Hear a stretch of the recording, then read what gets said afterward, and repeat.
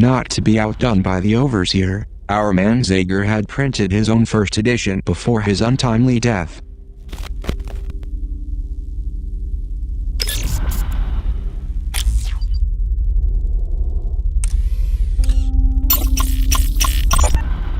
Sadly, overt fascism continues unchecked in many parts of the world. As a journalist, Zager covered atrocities like this one before he ever snuck inside Metamorphosis. These stories only further fueled his outrage.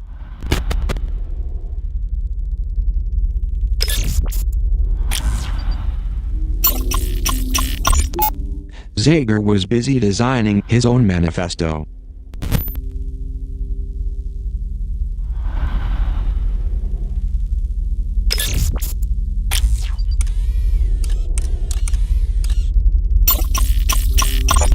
Holy 1990s. It's an old cardboard standee. Just a nostalgic keepsake from one of the overseer's bookstore signings. I don't know where Zager found this life-sized embarrassment, but it appears he was using it for target practice.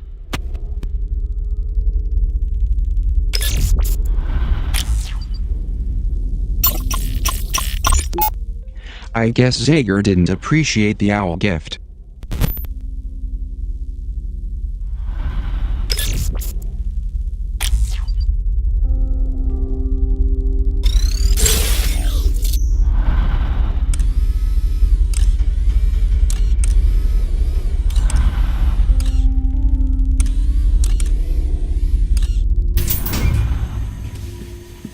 It's a taser.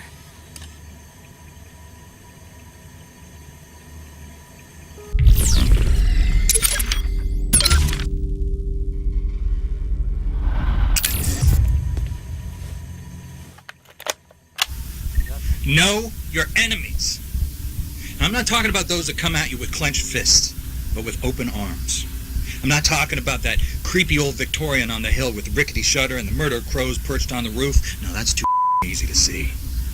I'm talking about the charming Mediterranean split level with the 2.5 kids in the yard. The one that looks warm and inviting, and you don't realize you're in a frame until you step inside. Check in. And that big door swings shut on you. That is the real House of Horrors. Not Derringer. Not Derringer. A blind man could see through his brand of corporate evil. I'm talking about Treglazov. I'm talking about his mouthpiece, Maddie Sade, a resident journalist.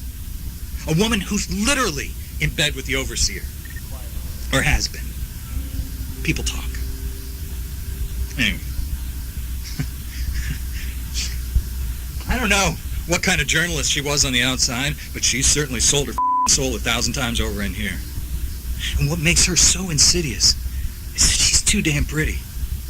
She's the plastic that'll melt first and cause a grease fire when the revolution heats up. She tells her lies through a megawatt smile. But for now, she's more dangerous than Derringer or any of those masked chumps. Even Mireille and all her empty promises have got nothing on Maddie. Actually, bad example. Mireille has got something on everyone. I've seen the files. Huh. Yeah? That gives me an idea.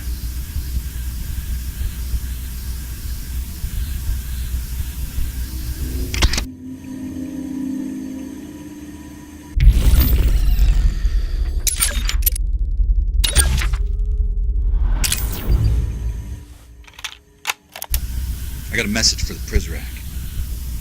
To all you ghosts sulking around these halls, I got something to say. It's not your fault. You all been sold the same bill of goods by His Majesty King Treglazov. This place, this whole place, is just one big chessboard and all the pieces are pawns. Yeah, Derringer. Even you. The Overseer will junk you like a disposable razor as soon as your edges start to dull. You think I'm lying to you? You think because you're a loyalist and not some sawdust-eating prole that you earn a little carte blanche? Well, think again.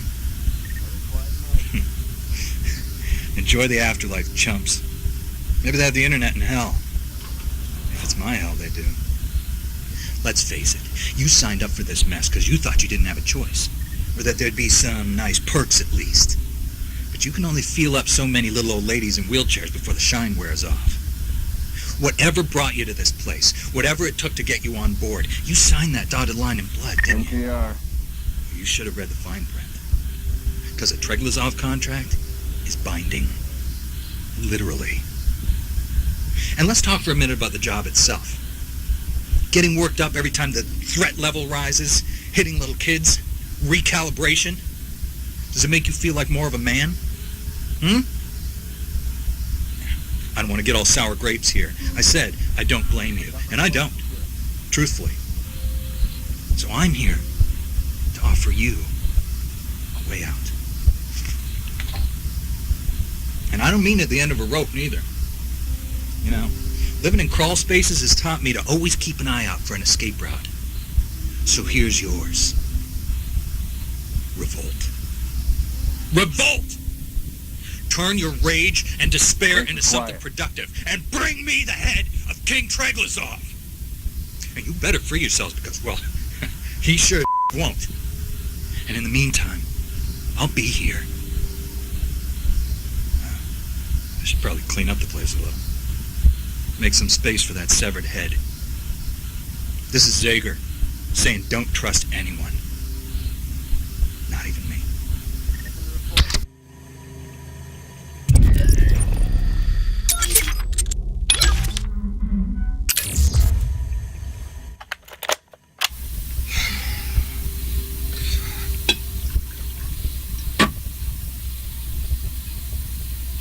I'm not afraid to die. I got no qualms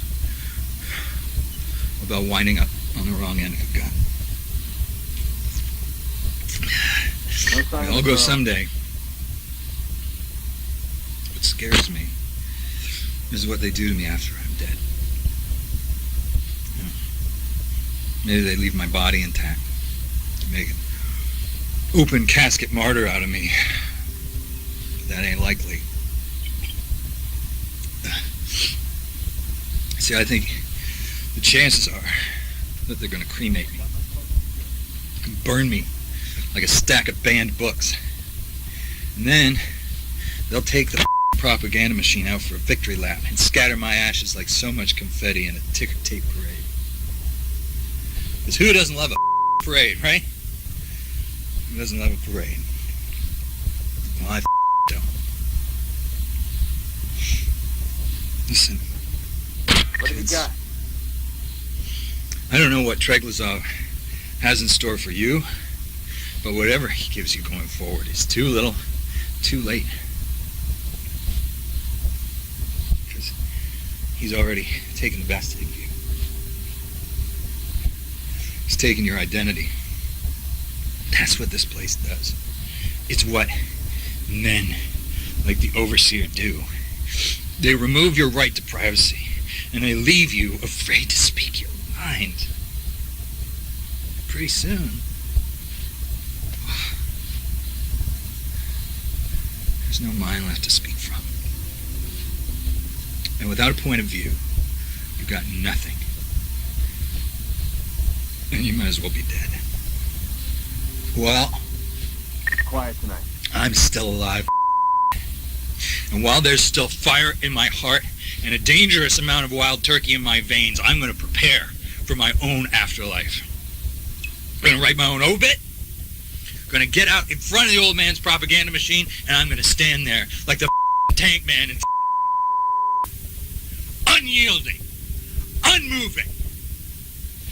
Too often, history is written by bad men, but not my history. Not my history. Not tonight. Tonight, I tell my own story. Even if it kills me.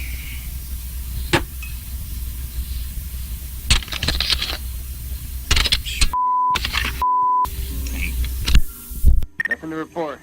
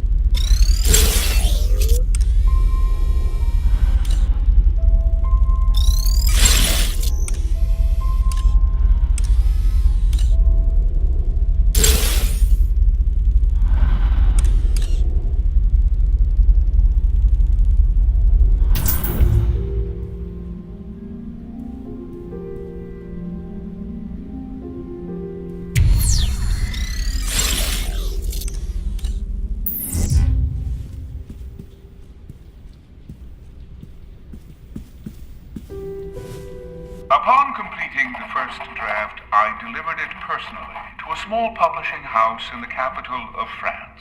A minor company I acquired and resurrected to suit my needs.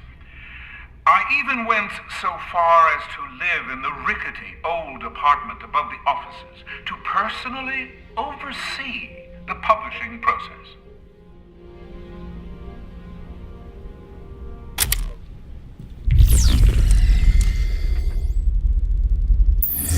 Quiet tonight.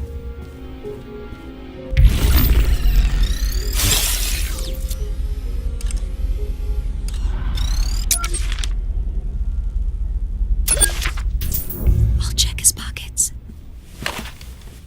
I got something.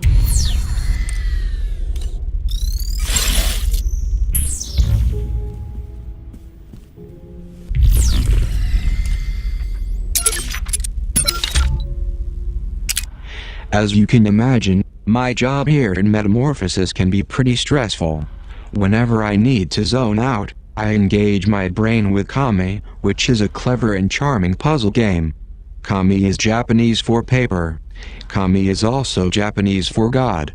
Why do I feel closer to God when I play time-wasting puzzle games? I sure do lead a dynamite life.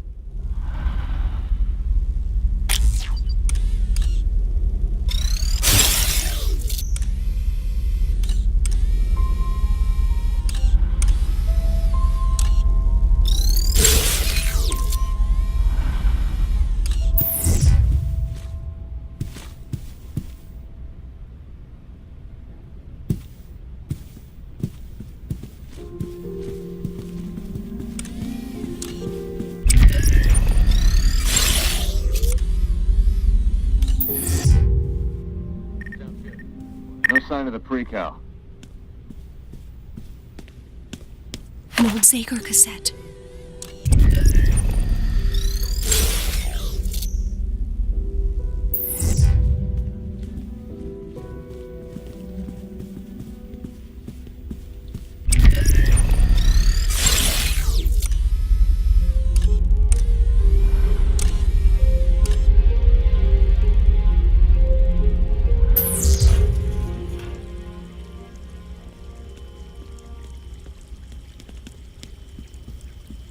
I'll be taking this.